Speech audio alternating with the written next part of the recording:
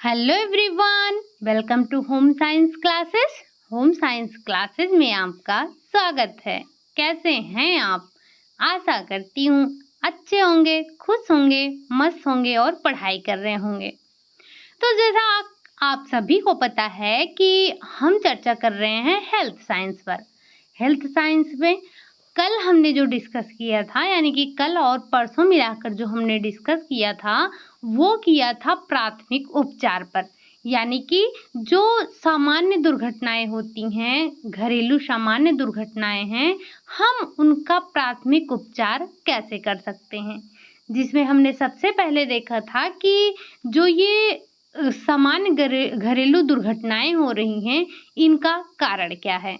तो जिसमें हमने कारण में देखा था अशिक्षा थी, अज्ञानता था, असावधानी थी, कुछ मनोवैज्ञानिक कारण थे, कुछ सामाजिक कारण थे। साथ ही साथ हमने ये भी देखा था कि जो कुछ जीव जंतु हैं, उनके काट लेने से भी सामान्य दुर्घटनाएं हो जाती हैं।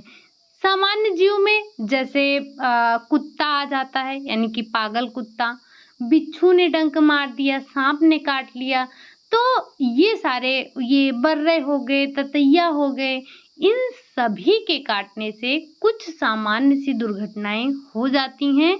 इनका हमें प्राथमिक उपचार कैसे करना है, जिसमें हमने ये भी देखा था कि अगर कोई व्यक्ति जल जा रहा है या फिर झुलस जा रहा है, चाहे वो एसिड से हो, चाहे वो आपका क्षार से हो, किसी से भी जलना हो, आग से जलना हो, तो हम उसका इस स्थिति में प्राथमिक उपचार कैसे करेंगे, हमने इस पर चर्चा की थी।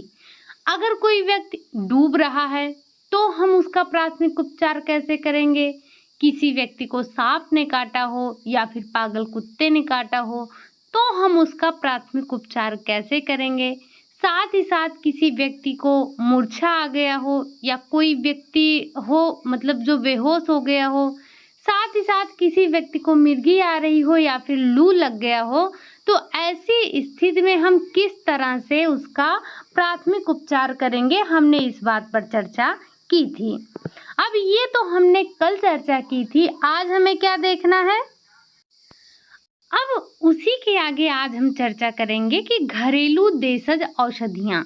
आपको पता है कि हमारे किचन में ऐसी तमाम प्रकार की औषधियाँ हैं जिसके बारे में हमें जानकारी नहीं है।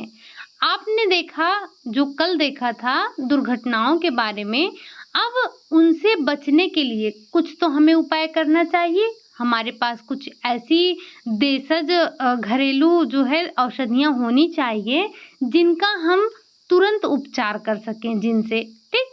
अब देखा होगा आपने, आए दिन सुना ही होगा कि किसी व्यक्ति ने विष खा लिया है किसी प्रकार का, या फिर किसी जानवर ने काट लिया है तो व्यक्ति के शरीर में विष फैल गया है, या फिर जो हमने सामान्य सी घरेलू दुर्घटनाएं सुनी थी उसमें से कुछ भी हो सकता है।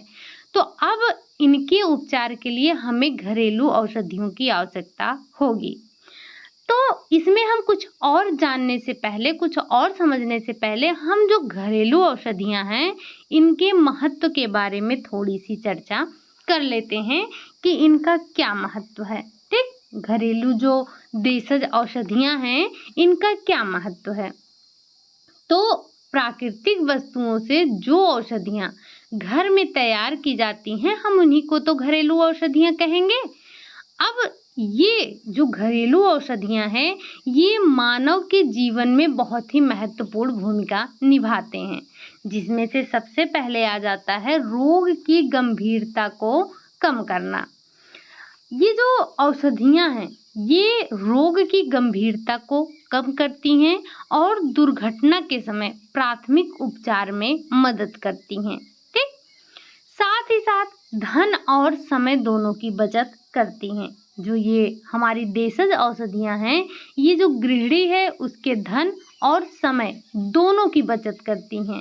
जैसे सामान्य से रोग में आता है आपका दस्त आना, आँख लगना यानी कि आँख आना, दस्त होना, जुखाम हो गया, पेट में कीड़ा हो गया, तो इस तरह के जो सामान्य से रोग होते हैं, अब आप इनके लिए तुरंत दौड़ के डॉक्टर के पास तो जाते नहीं हैं।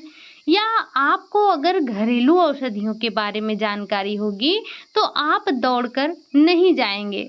आपको पता है कि जो आजकल ये जो एलोपैथिक औषधियाँ हैं ये इतनी महंगी हो गई हैं कि एक निर्धन परिवार के लिए, अगर निर्धन परिवार किसी रोग के लिए पैसा जुटाता है तो सिर्फ वो पैसा ही जुटाता रह जाता है और यहाँ तक कि वो रोग के लिए पैसा भी नहीं जुटा पाता है। ऐसे में वो मृत्यु का शिकार हो जाता है, उसकी अकाल मृत्यु हो जाती है। तो ये जो घरेलू औषधियाँ होती हैं ये असमय जीवन की रक्षा भी करती हैं।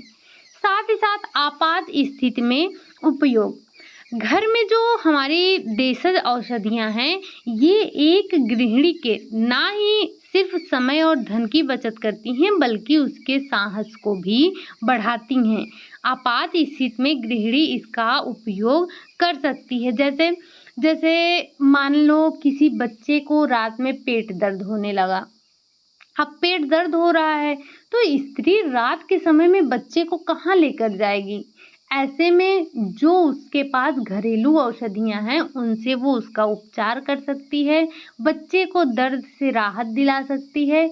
अगर पूर्ण रूप से नहीं ठीक होता है फिर वो जाके डॉक्टर को दिखा सकती है।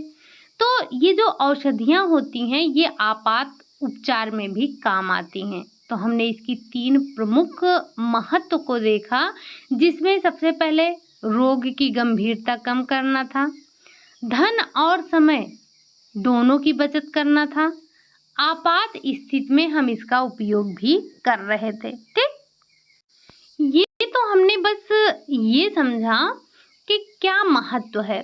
अब जरा जो हम औषधियों के नाम जानने जा रहे हैं इनको थोड़ा ध्यान रखिएगा क्योंकि इनसे आपसे क्वेश्चन पूछे जाते हैं। बहुत ही सिंपल से होते हैं, बहुत ही सरल होते हैं, लेकिन हमारे एग्जाम में आ जाते हैं, तो इनको ध्यान रखिएगा। चलिए हम देखते हैं कि मसालों का उपयोग औषधियों के रूप में हम कैसे करते हैं जो आपके किचन में है। ज़रा मुझे ये बताइएगा कि जैसे जब कल हमने चर्चा की थी घरेलू दुर्घटना की, तो हमने आपको एक घरेलू औषधि बताया था, ये बताया था कि जब बिच्छू डंक मारता है तो हम उसका उपयोग कर सकते हैं। वो ऐसा कौन सा मैंने आपको किचन का ही सामान बताया था जिसका उपयोग आप बिच्छू के डंक मारने पर उस डंक वाले स्थान पर कर सकते हैं, इससे आपको काफ़ी राहत मिलेगी। आपको पता है कि गर्मी का सीजन आ रहा है, बिच्छू डंक मारेगा ही मारेगा। आए दिन आपको सुनने को मिलेगा कि बिच्छू ने डंक मार दिया है। तो अब ऐसी स्थिति में हर कोई तुरंत डॉक्टर के पास तो पहुंच नहीं जाएगा, तो हमें कुछ घरेलू औषधियाँ पता होनी चाहिए।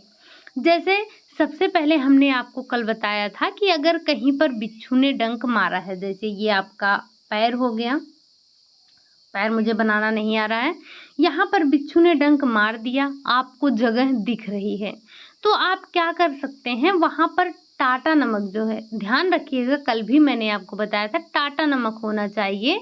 तो वो टाटा नमक में आप ज़रा सा पानी मिलाकर उसको इस डंक वाले स्थान पर कम से कम इतनी दूर लगा दीजिए, वो आपके जहर को खींच लेगा। और आपने यहाँ बांधा ही है तो वो आपको बिच्छू का जहर है वो आपके पूरे शरीर में नहीं फैलेगा, ये जो नमक है वो उसको खींच लेता है। तो ये बिल्कुल एक साधारण सा है, टाटा नमक हर किसी के घर में मिल जाएगा, तो आप इसका उपयोग कर सकते हैं। ठीक, चलिए अब हम देखते हैं कि हमें आज क्या देखना है। ये तो हमने मसालों के रूप में मसालों का उपयोग औषधियों के रूप में हम कैसे करेंगे, ज़रा हम उस पर चर्चा कर लेते हैं। तो आप सबसे पहले क्या करेंगे, सबसे पहले हम देखेंगे अजवाइन के बारे में। अजवाइन हर किसी के किचन में मिल जाता है। अजवाइन का उपयोग ज़्यादातर हम अरबी की सब्जी हो गया या कढ़ी वगैरह बनाने में, इन सब में हम ज़्यादा जो है अजवाइन का प्रयोग करते हैं। अब ये अजवाइन का काम क्या होता है, तो ये जो अजवाइन होता है, अजवाइन पेट से संबंधित रोगों को दूर करने व बादी कम करने में विशेष लाभकारी होता है। जैसे अगर बच्चों के पेट में कीड़ों को निकालने के लिए आप अजवाइन का इसका शत दे सकते हैं। इसका प्रयोग आप जर के उपचार के लिए भी कर सकते हैं। ये जोड़ों में दर्द, जुकाम, इन सब में भी आप इसका प्रयोग करते हैं।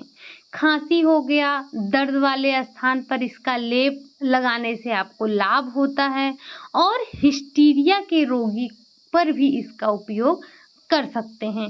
हिस्टीरिया के रोगी यानी कि जैसे मिर्गी का रोगी होता है, उसी समान ये हिस्टीरिया के रोगी भी होते हैं, तो इनका उपचार भी उसी तरह से किया जाता है। तो आप अजवाइन का किससे ध्यान रखेंगे?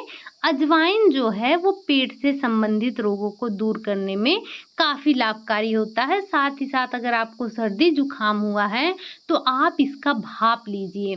भाप लेंगे, सर्दी जुकाम ठीक हो जाएगा। खांसी आ रही है, अजवाइन आपको थोड़ा खा लेना है, लेकिन ध्यान रखिएगा, अब मैंने बोल दिया है खा लेना है तो ऐसा नहीं, अगर आप जब इसको कूचते हैं कच्ची अजवाइन तो ये आपके गलफड़ों में कुछ ऐसे चुनचुनाहट की आवाज़ करता है, मतलब चुनचुनाहट सा लगता है, ये कटने का भी डर रहता है।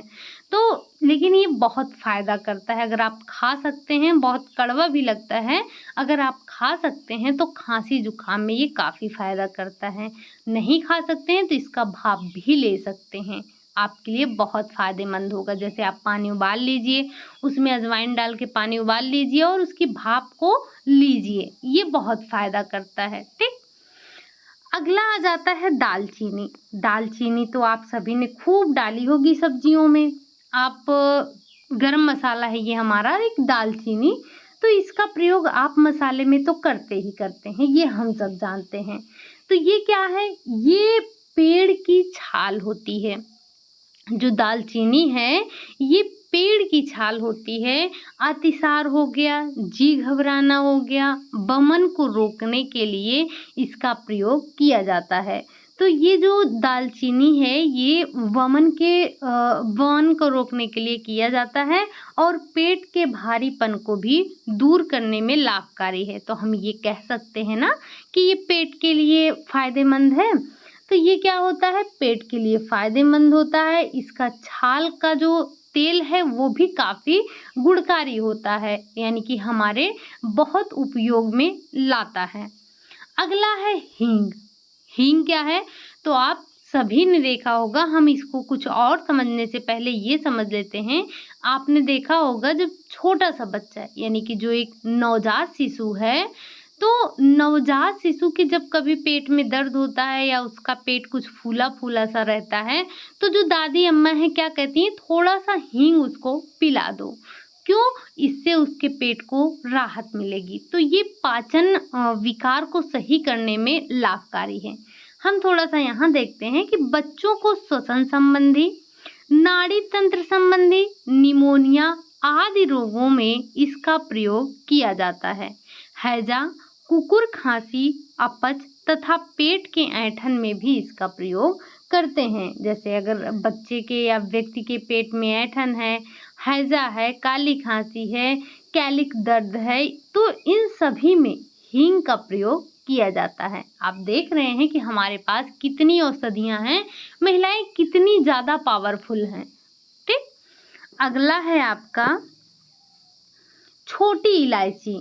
ये तो खाने में सुगंध बढ़ाती है, सुगंध बढ़ाने का काम भी करती है, लेकिन हमें यहाँ औषधियों के रूप में देखना है, ना कि इसकी और गुणवत्ता को। हमें इसकी जो औषधि वाली गुण है इसमें, उसको जानना है। तो छोटी इलायची क्या करती है? सबसे पहले हमें ये तो पता है कि ये सुगंध के लिए प्रयोग किया जाता है। पाचन क्रिया को सुधारने में भी इसका उपयोग किया जाता है, यानी कि पाचन क्रिया को सुधारने के लिए आप अदरक हो गया, इलायची हो गया, लौंग हो गया, इन सब के मिश्रण को प्रयोग कर सकते हैं। साथ ही साथ ये आपके पेट के भी भारीपन को दूर करता है। अगला है अदरक। अभी हमने सुना, तो ये अदरक भी पाचन क्रिया में सहायता करता है। हल्दी रक्त को शुद्ध करने में सहायक। ये जो हल्दी है इसका कार्य क्या है? हल्दी हमारे पाचन क्रिया को दुरुस्त करता है, रक्त को शुद्ध करने में सहायक।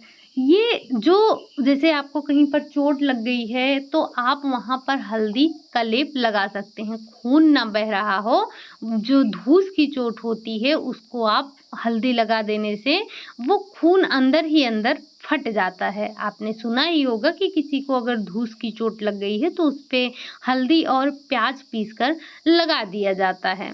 तो हल्दी से क्या होता है, हल्दी से ये जो खून आपका बहना फट गया, अंदर में चोट लग गई है, धूस की चोट लग गई है, तो ये बहुत उसमें लाभ देता है। अदरक के बारे में आपने देख ही लिया कि ये पाचन क्रिया में सहायक है। बाकी आप सभी को पता है कि जैसे सर्दी जुकाम हो गया, इसमें हम अदरक का प्रयोग अधिक करते हैं। अगर हमारा गला बैठ जाता है तो भी हम अदरक का प्रयोग करते हैं।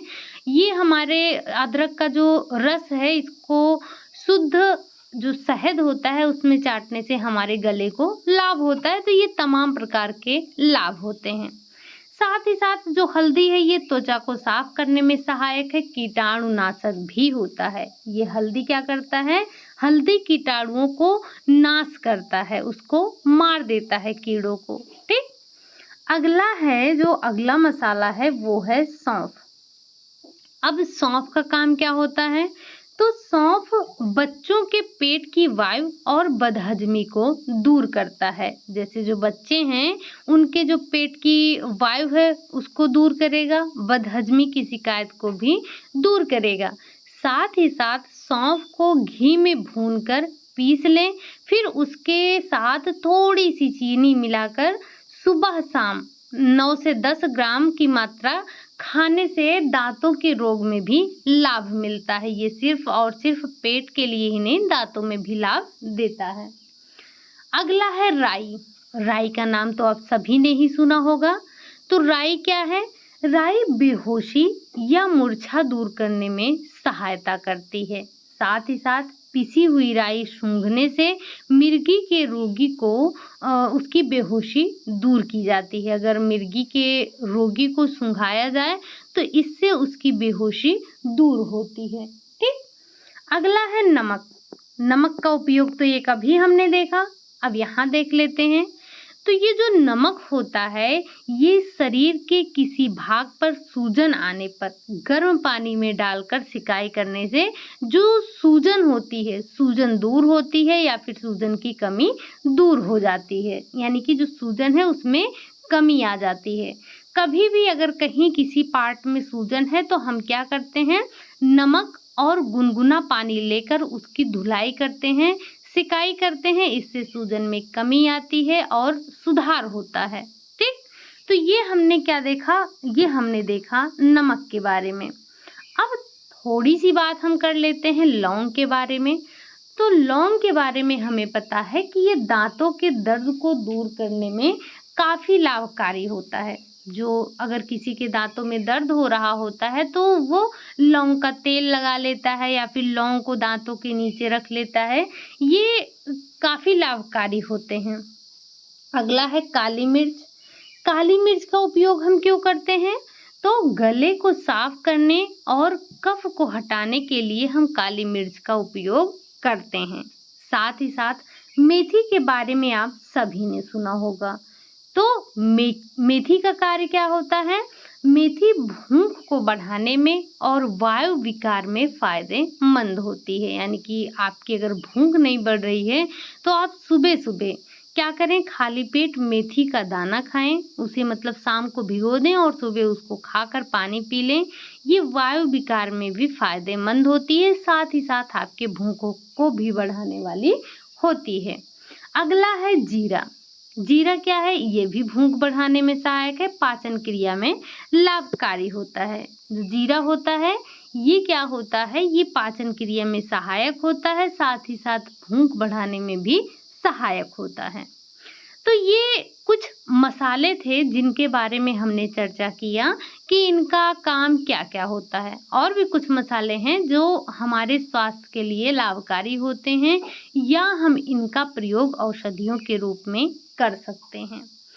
अब ये तो हमने सिर्फ मसालों की चर्चा की, लेकिन कुछ और भी हैं, कुछ अन्य औषधियां हैं जिनके बारे में हमें जानकारी होनी चाहिए कि ये कौन कौन सी औषधियाँ होती हैं जिनका उपयोग हम कर सकते हैं। ठीक, औषधियों के रूप में ऐसे कौन से जड़ी बूटी हैं हमारे आसपास जिनका प्रयोग हम औषधियों के रूप में कर सकते हैं। तो सबसे पहले हम बात करेंगे नीम के पत्ते की। नीम के पत्ते की उपयोग हम करेंगे, यानी कि नीम की बात कर लें तो ये वृक्ष आपको बहुत ही उपयोगी और महत्वपूर्ण है। इस वृक्ष की छाल हो गई, पत्तियां हो गई एवं निबोरियों का प्रयोग विभिन्न प्रकार के रोगों में किया जाता है। इसका स्वाद कैसा होता है तो हम सभी को पता है कि कड़वा होता है, लेकिन ये शरीर के लिए एक टॉनिक के रूप में कार्य करता है। जो नीम है ये हमारे शरीर में जाकर एक टॉनिक के रूप में कार्य करता है, भले ही ये कड़वा क्यों ना हो। मलेरिया हो गया, मियादी बुखार हो गया, इन सभी में इसका सेवन करने से लाभकारी होता है।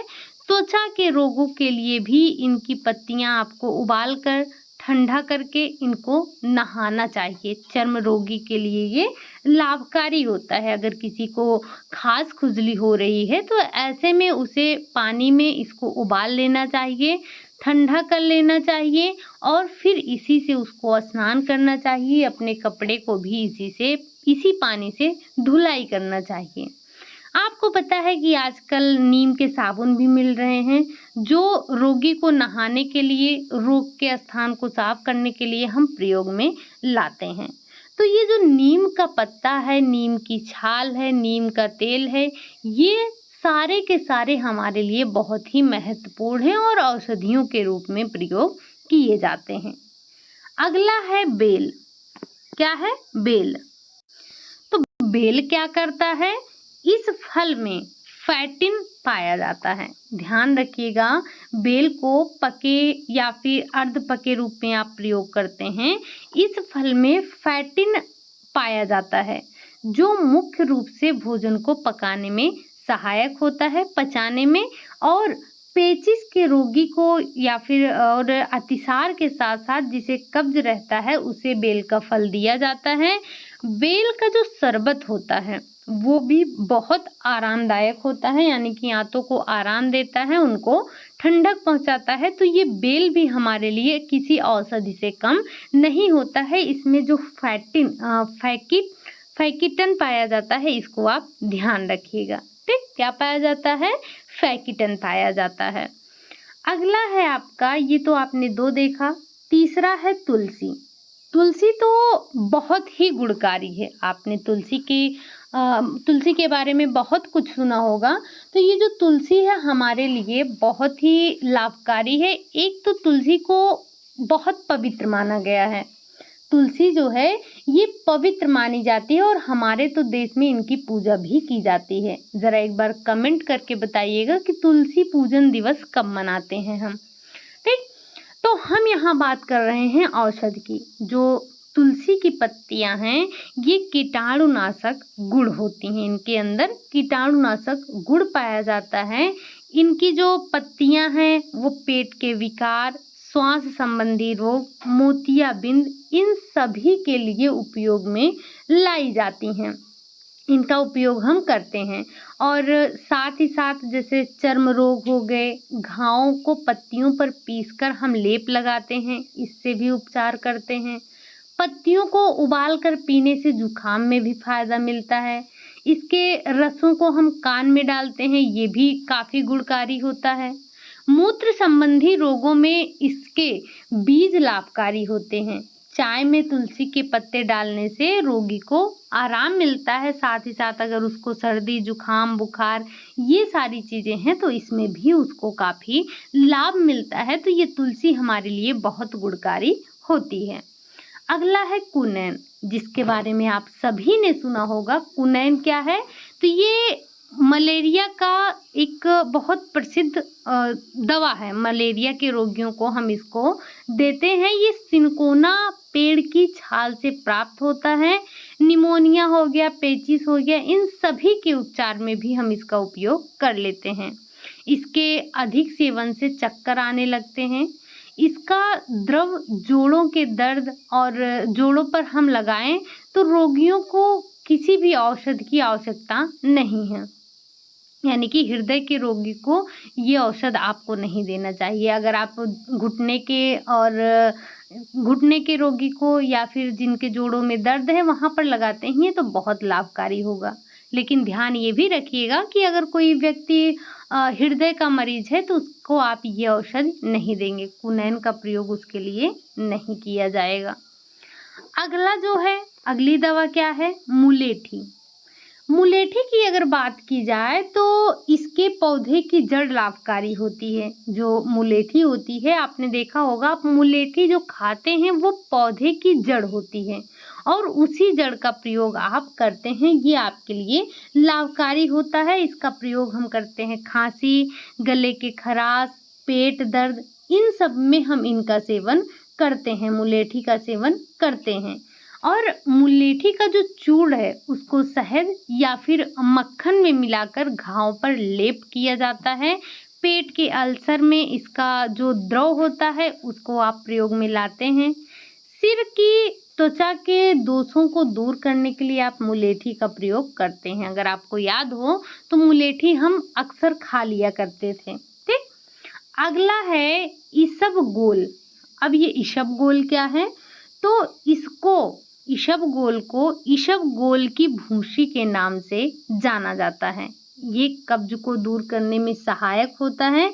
यानी कि एवीमिक पेचिस के उपचार या फिर कोई भी पुराना पेचिस है, इसमें आप जो ये भूसी है यानी कि इसबगोल की भूसी को पानी या फिर दूध के साथ लेने से ये लाभकारी होता है। ठीक, अगला है मेहंदी।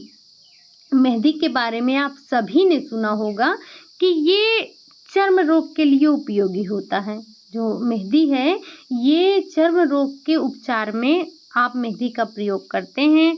फोड़ा हो गया, फुंसी हो गया या फिर अन्य चर्म रोगों में ये आराम देते हैं। इसकी जो तासीर होती है वो ठंडी होती है। ठीक, साथ ही साथ पैरों की जलन करने और सिर में दर्द में इसका लेप लगा सकते हैं। तासीर ठंडी है तो सर को भी ठंडा रखेगी, पैर को भी ठंडा रखेगी।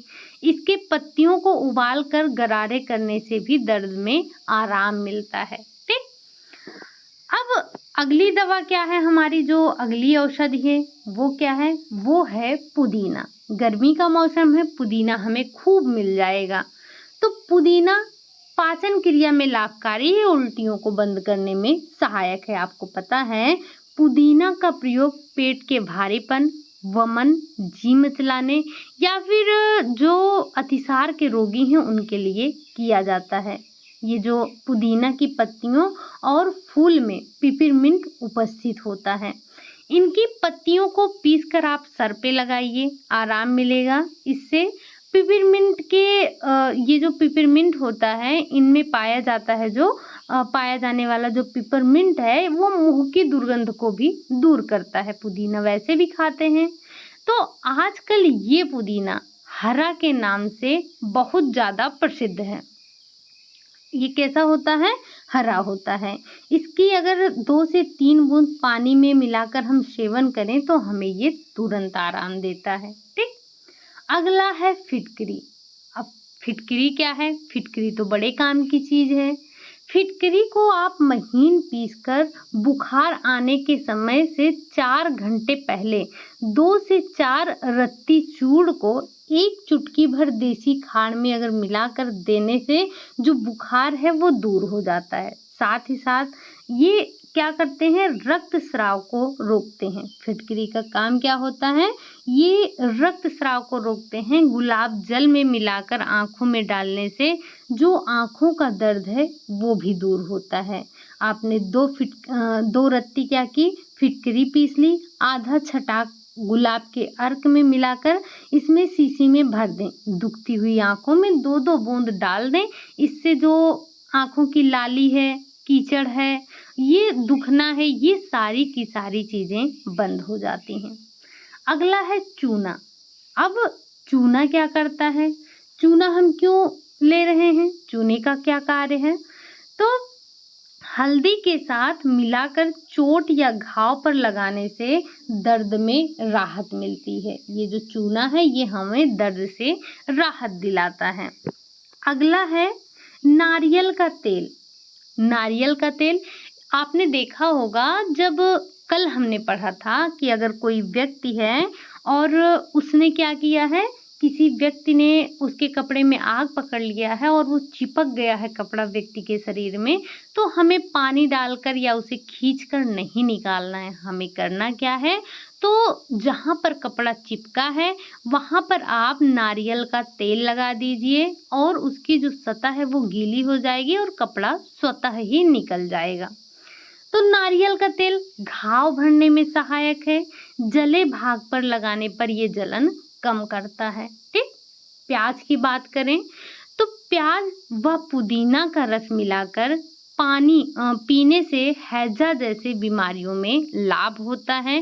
साथ ही साथ बिच्छू, ततैया या फिर मधुमक्खी आदि काटने से इसे नौशादर के साथ में मिलाकर लगाना चाहिए। ये उसमें लाभकारी होता है। अगला है गुलाब जल। गुलाब जल का उपयोग क्या है?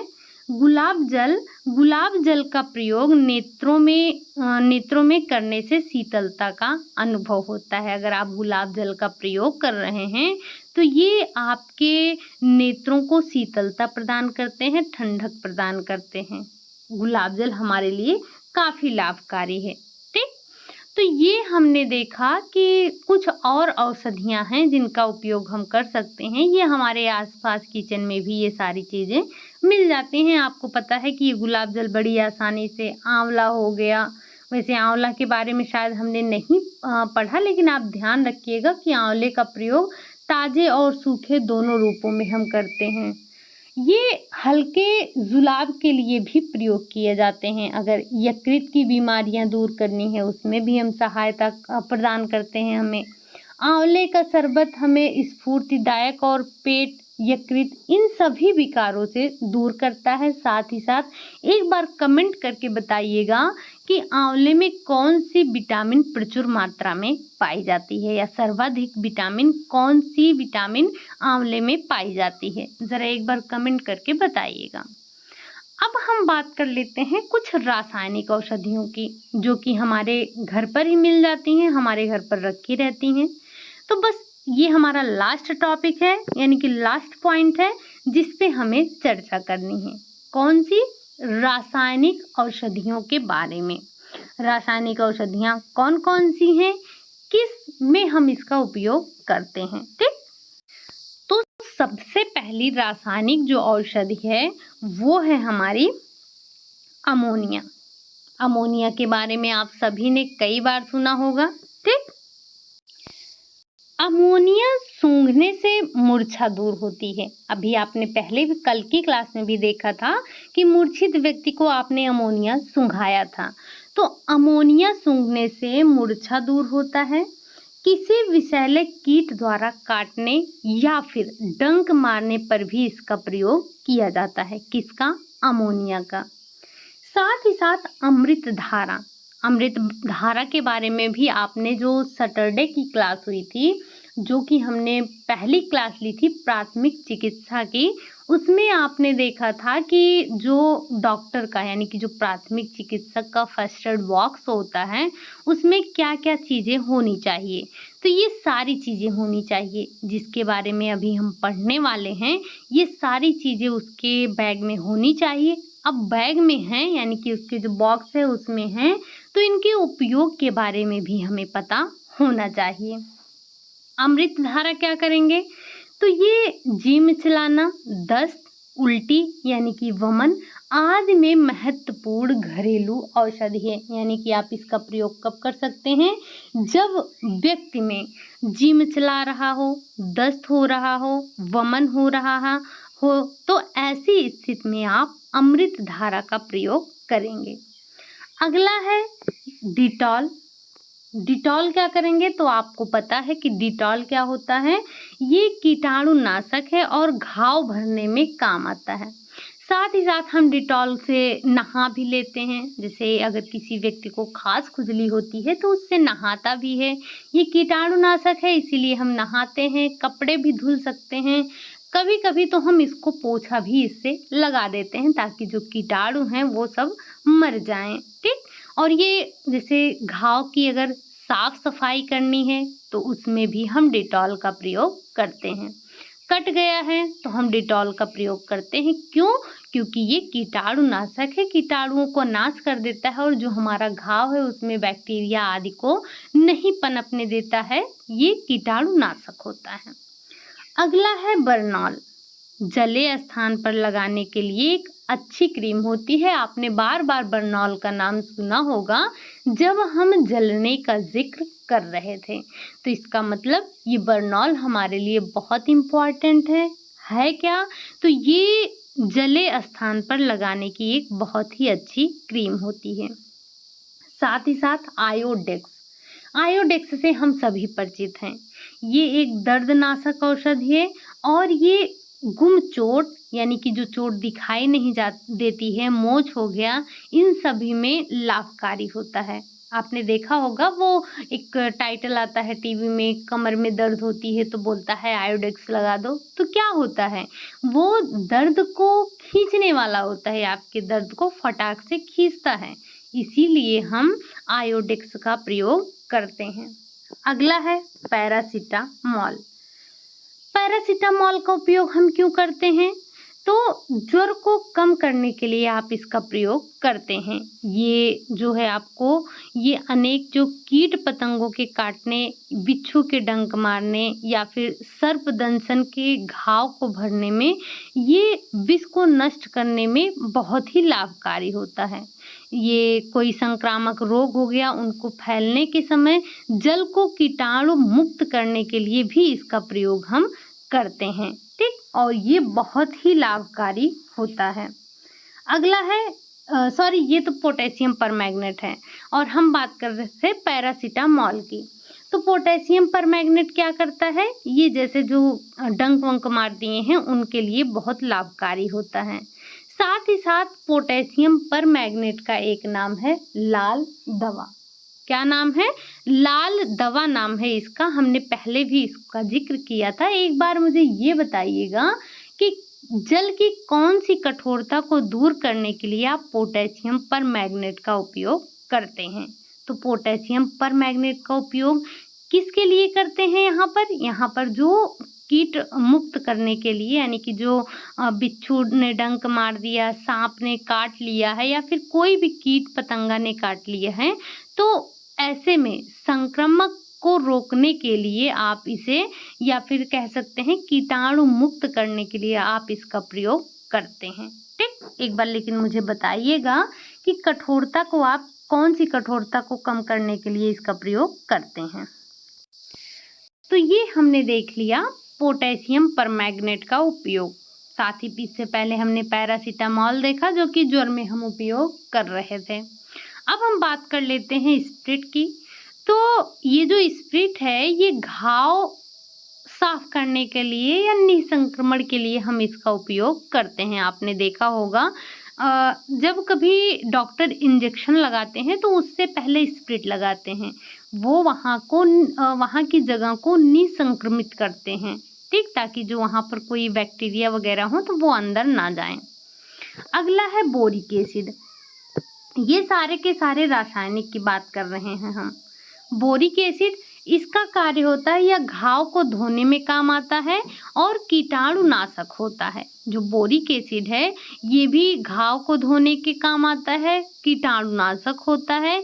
इसका हल्का घोल आँखों को धोने के भी काम में लाया जाता है।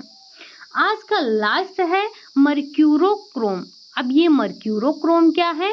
तो ये जल के साथ इसका घोल घाव पर लगाने में घाव शीघ्रता से भर जाता है। कहने का मतलब ये है कि ये घाव को भरने के लिए प्रयोग किया जाता है। साथ ही साथ इस पर अन्य विषयों का प्रभाव नहीं पड़ता है, ठीक? तो ये हमने देखे कुछ घरेलू औषधियाँ, जिसमें हमने सबसे पहले देखा मसालों के रूप में आप किसका प्रयोग करते हैं। दूसरे में हमने कुछ और औषधियों की बात की, जैसे कि जो हमारे ये पेड़ पौधे की छाल हैं, जड़ी बूटियां हैं, हमने इनके बारे में बात की। और लास्ट में हमने कुछ रासायनिक औषधियों का प्रयोग किया। अब ये रासायनिक औषधियाँ तो बात कर ली हमने, लेकिन अब कल हमें क्या करना है? कल हम देखेंगे कई प्रकार के जो हमारे विष हैं। जैसे तमाम प्रकार के विष होते हैं जो कुछ जलन उत्पन्न करते हैं, कुछ जो है आहार नाल को नुकसान पहुँचाते हैं, हमारे तंत्रिका तंत्र को नुकसान पहुँचाते हैं, नींद नहीं आने देते हैं। तो ये तमाम प्रकार के विष होते हैं जिसके बारे में हम कल चर्चा करने वाले हैं। यानी कि कल का जो टॉपिक होगा हमारा वो होगा विष और विष प्रतिकारक, यानी कि उस विष को काट देने वाली दवा कौन सी है, हम उसके बारे में चर्चा करने वाले हैं। ठीक, तो आज के लिए हम बस यही इतना रखेंगे। हमने घरेलू औषधियों के बारे में पूरा चर्चा कर लिया कि घरेलू औषधियाँ कौन कौन सी हैं, इनका हम किन रोगों में उपचार करते हैं या प्राथमिक उपचार कैसे करते हैं। ठीक, तो ये हमारी आज थी पूरी क्लास आपको कैसी लगी? अगर अच्छी लगी हो तो लाइक कर दीजिएगा, चैनल को सब्सक्राइब कर लीजिएगा, साथ ही साथ कमेंट ज़रूर कीजिएगा। तो आपका एक काम होता है कि 3 PM पर आना, अपनी क्लास लेना, लाइक करना, मतलब अगर अच्छा लगा हो तो लाइक करना, चैनल को सब्सक्राइब करना अगर नहीं किए हैं तो, साथ ही साथ दोस्तों के पास शेयर ज़रूर करें। आपसे जो भी क्वेश्चन पूछा जाता है उसका आंसर आप ज़रूर दिया कीजिए। ठीक, तो आप में से जिन लोगों ने भी अभी तक टेलीग्राम नहीं ज्वाइन किया है वो ज्वाइन कर लीजिए, लिंक आपको डिस्क्रिप्शन में मिल जाएगा। बाकी आज के लिए हम यही इतना रखते हैं, मिलते हैं नेक्स्ट क्लास में, तब तक के लिए बाय बाय, टेक केयर।